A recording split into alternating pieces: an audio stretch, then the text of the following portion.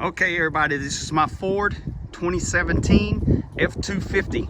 I do apologize for it being so dirty, but I'm down here at Myrtle Beach and the weather's been horrible. So I just installed Horn Blasters 8-gallon tank with 2 compressors and 6 horns on this bad boy. I did not want to lose my spare tire. I just kind of find that ridiculous.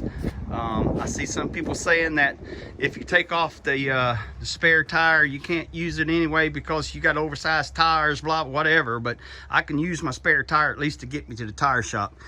But I did not mount my tank or compressor underneath the truck. I did mine in a toolbox back here in the bed. On the outside of the box, I put the air gauge so I can see it from the back. I also put me a fitting so I can use my air hose. And I also put a drain line out from underneath the tank to the outside.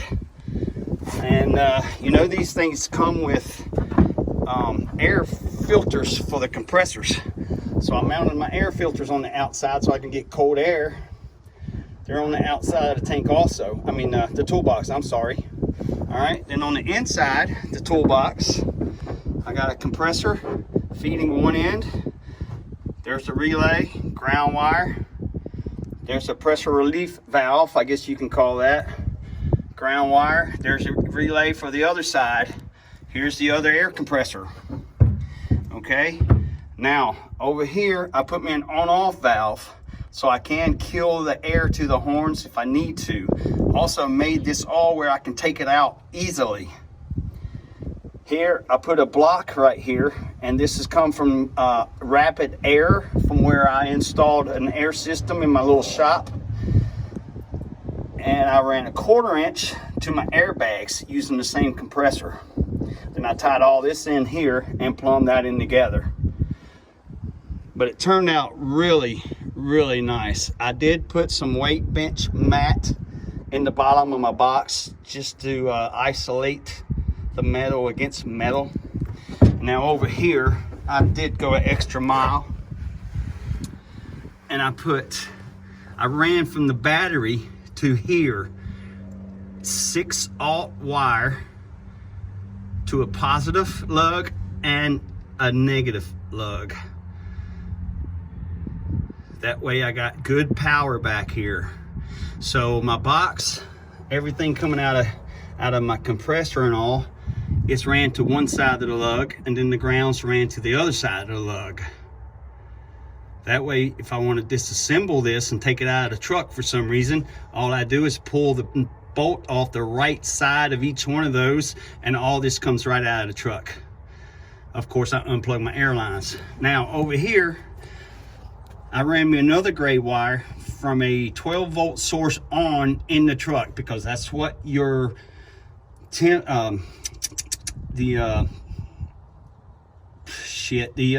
know what I'm talking about. That's what your pressure gauge needs over here to come on. So I ran, instead of just having a wire back here, I ran that to a fuse block, and I got 3 extra ports where I can get 12 volts if I need it for some reason, which I'm always tinkering around with stuff. And also I got a fuse inside that. But all this is ran through the truck, nice and neat. I put donuts, rubber washers, whatever you want to call them, around all the splices so that nothing would get demolished, cut, or anything like that. But anyway, it turned out real nice. It's out of the weather, and I can just close it, shut my truck bed cover, and I'm good to go. There goes that wind again. Looks like it's fixing to rain on me. Now, the horns underneath the truck is what I was really impressed with. And let me go under here. I feel like I did a really good job with it because I wanted to keep my spare tire. It's hanging down just a little bit, but still way up above the hog head and anything like that. You can see the brackets right here across the bottom of the transmission where I actually drilled, put nuts and bolts, lock washers and stuff. I built this frame out of this little steel. Let me see if I can get under here. And then everything is right here. Nice and convenient. And here's my horns. Airlines are all up above it. And that's my valve to actually blow the horn. 1/2-inch line running to the back. And then I ran my wires into the inside the truck, tied them to this existing wiring. I should have put that in loom, and I probably will, but we're leaving for a little road trip, so I had to hurry up and get it done. You can see where I went up through the floor here because I had to run the 1/4-inch airlines also for my gauge for my airbags. So all that, and I'll show you that in just a second here. Really, really, really nice. And these horns, they ain't going anywhere, buddy. So let me show you what I did inside the truck. Oh, it was a little chore. Wasn't too bad though. Inside my truck, in the console, I put my horn button right here because I keep my hand I rest on my console all the time, and my hand overhangs right there anyway, so now it's right at my trigger finger. Booyah! All right, then inside here, I mounted my gauge, dual control valves for my airbags, and the wires and stuff come into here. This is my dual air. Now the only thing that I did that I'm not happy with is I boo-booed up my box right here on the inside the console. But you know what? It's my truck, ain't nobody gonna see it. I found my power source right over here on the passenger side footboard up under there. I think they call them PTO wires.